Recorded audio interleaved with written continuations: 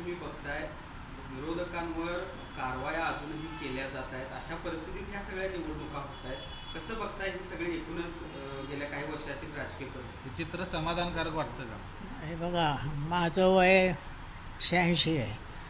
आम्ही स्वातंत्र्यपूर्वीचाही काळ बघितला आहे, स्वातंत्र्यानंतरचाही पाहिला आहे, काँग्रेसचा काळ बघितला आहे, बाकीच्या पक्षातील लोक यांचं मी राजकारण ऐकलेलं. घरी आमच्याकडे सगळ्या पक्षातले लोक यायचे, त्यांचे विचार ऐकलेले. पण सध्याचं चित्र अत्यंत असमाधानकारक आहे. आणि विशेषतः जे स्वातंत्र्य चळवळीत ज्यांनी भाग घेतला आहे किंवा संयुक्त महाराष्ट्र चळवळीत ज्यांनी भाग, त्यांना हे अत्यंत दुःख की पुढच्या पिढीला आम्ही काय देतो आहे. जर मोदी सरकार निवडून आलं तर पुढच्या पिढीला लोकशाही असणार नहीं। अमृत नोनी आर्थो प्लस, ये एक प्रूवन फॉर्मूला है। इसमें मौजूद नोनी फल के गुण और आयुर्वेदिक जड़ी बूटियां शरीर को जरूरी पोषक तत्व देने के साथ साथ हड्डियों और जोड़ों के घिसने, उनमें होने वाले सूजन और दर्द को रोकने में मदद करता है। दर्द मुक्त जीवन के लिए अमृत नोनी आर्थो प्लस। अभिव्यक्ती स्वातंत्र्य असणार नाही तेव्हा आपले लोक शहाणे आहेत आणि हे बुद्धिजीवी वर्ग आहेत ना, मध्यम वर्ग, त्यांच्यापेक्षा मला वाटतं शेतकरी वर्ग शहाणा आहे। तेव्हा बुद्धिजीवी लोकांनी सुद्धा विचार करावा आणि एकजुटीने मोदी सरकार घालवावं असं मला वाटतं।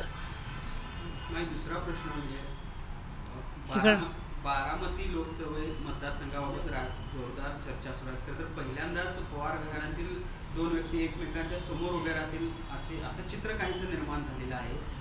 कसं बघता एक कुटुंबातील व्यक्ती हे लोकांना हे फार विचित्र वाटतं। आम्हाला काय फॅमिलीला काही वाटत नाही।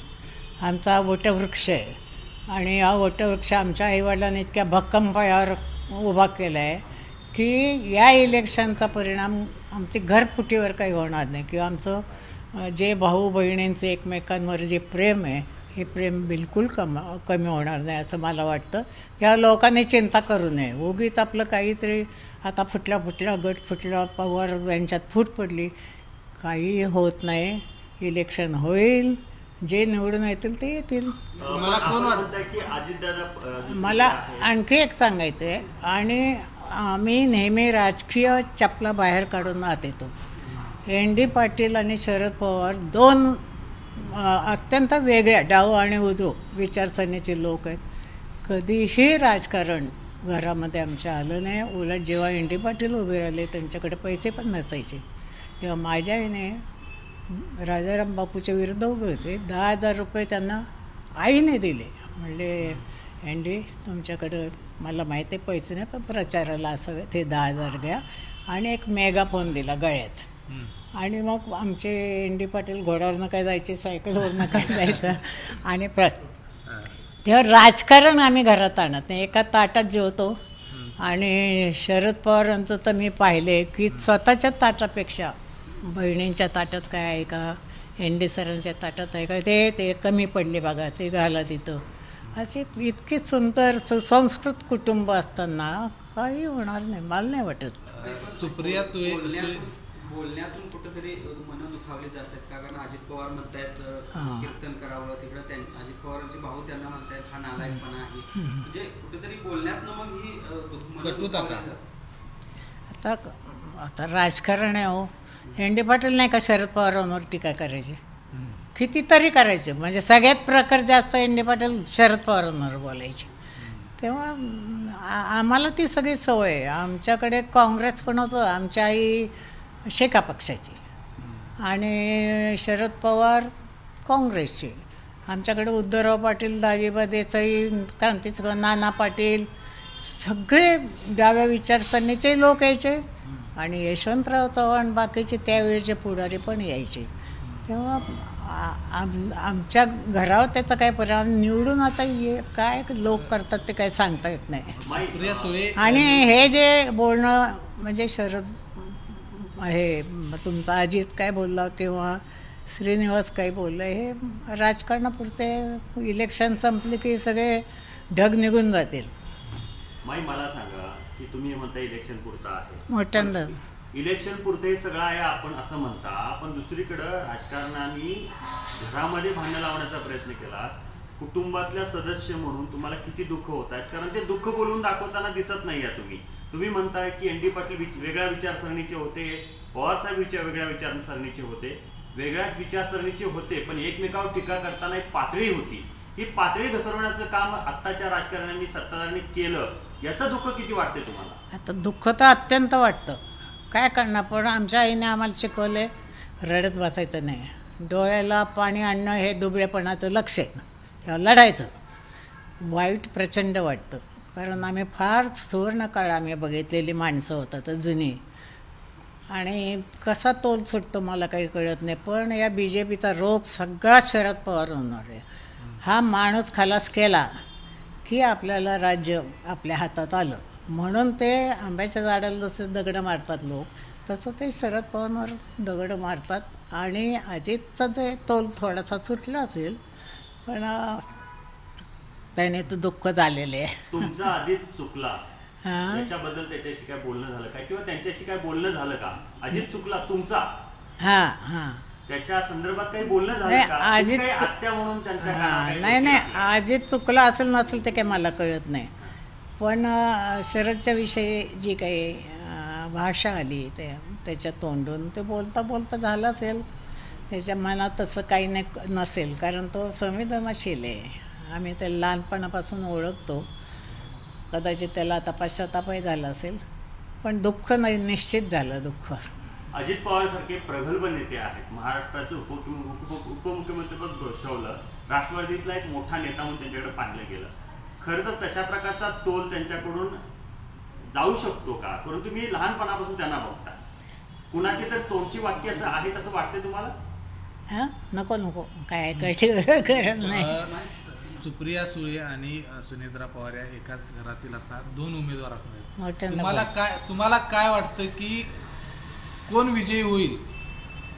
बारामतीमध्ये कोण विजयी होईल असं तुम्हाला वाटतंय?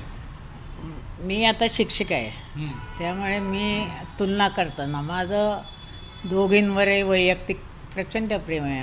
आमची सुनेत्राही फार गोड आहे, सुप्रियाचा तर प्रश्नच नाही आहे. ही सुप्रियाचं मला अतिशय अचंबा वाटतो की तिने सोन्याचा चमचा घेऊन ती जन्माला आली, आणि ती कधी एसटीत बसलेली नाही. आम्ही तिला फुलासारखं, कारण एकच्या एक आणि लाडक्या भावाची मुलगी, फुलासारखं वागवलेलं, इंग्लिश मिडियमला शिकलेली, पण तिने जो स्वतःमध्ये कायापालट केला त्याला तोड नाही. आम्हाला सुद्धा असं बोलता येणार नाही किंवा इतर कोणाला राजकारण इतकं सुंदर ती ह्या लोकसभेत बोलते की सगळे विरोधी पक्षसुद्धा कानात प्राण आणून ऐकत असतात. ही किती, म्हणजे मी तिला हे लिहिते की बापसे बेटी सवाई, असं कधी कधी मला लिहावंसं वाटतं. तिचा अभ्यास प्रचंड आहे, तिने फार प्रगती केली आहे. मराठी नीट बोलता येत नव्हतं, तिची इंग्लिश शब्द मध्ये मध्ये यायची, ते तिने सुधारवली. हिंदी भाषा उत्तम बोलते, अनेकांना इंग्लिश बोलता येते इंग्लिश मिडियमच्या, तर मला चांगलं हिंदी बोलताना मला येणार नाही. तेव्हा आणि तिचा अभ्यास आणि वण फिरणं, तिचं साधेपणा, तिचं चारित्र्य हे अतिशय दिलखुलास आहे, लोकांना प्रचंड आवडतं. सुनेत्रा अतिशय गुणी आहे, स्वभावाने सुस्वभावी आहे मुलगी, कुटुंबात इतकी मिसळलेली आहे, इतक्या लांबून येऊन सुद्धा, पण तिचा अभ्यास कमी पडणार.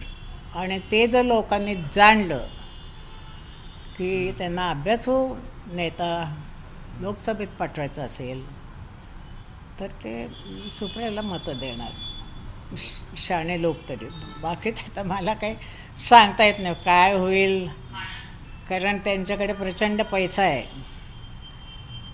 पैशाच्या जोरावर काही करू शकतात ना. BJPकडे फार पैसा आहे, तर पण हे सगळं लोक वाद घालतात ना, ते चुकीचं आहे. आमच्या कुटुंबाला तडा जाणार नाही एवढं मला माहिती आहे. मग तुम्ही म्हणताय की राजकीय ढग आहे, निघून जातील, पण लोकांनी काय करावं? कोणाच्या बाजूने उभा राहावं? शरद पवारांच्या बाजूने की अजितदादांच्या बाजूने? लोकांनी ठरवावं ना. शरद पवारांचं काम आणि अजित पवारांचं काम, अजितचा कामाचा धडा काय हो, पण पाया कोणी घातलाय असं आहे ना. जेव्हा यशवंतराव चव्हाण आमच्या घरी आले, शरद पवार पहिल्यांदाच निवडून आले ते, तेव्हा यशवंतराव म्हणले, शरद ही तुझी मतं नाही आहेत, ही मतं तुझ्या आईवडिलांची. कारण माझ्या आईवडिलांना लोकांवर अत्यंत प्रेम केलं आईवडिलांनी. लांबून माणूस दिसला तर हे चहा टाका असं माझे वडील करायचे. आम्ही ह्या लोकांचं आम्हाला प्रेम प्रचंड. आता माझ्या घरी सुद्धा रोजचे 25 लोक येतात. त्यांची काही अपेक्षा नसते, चेहरा बघतात, जातात, एन डी पाटलांना नमस्कार करतात. तसंच सगळं कुटुंब आहे आमचं. त्यामुळे काय होतं ते बघू. आता मी काय सांगू शकतो. कोल्हापुरातून देखील शाहू महाराज ह्या निवडणुकीच्या रिंगणात उभारलेले आहेत.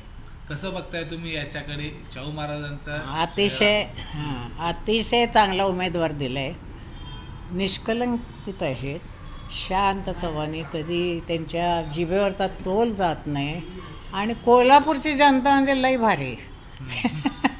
शाहू फुले आंबेडकरांचे विचार घेऊन ही कोल्हापूर जनता तयार झालेले.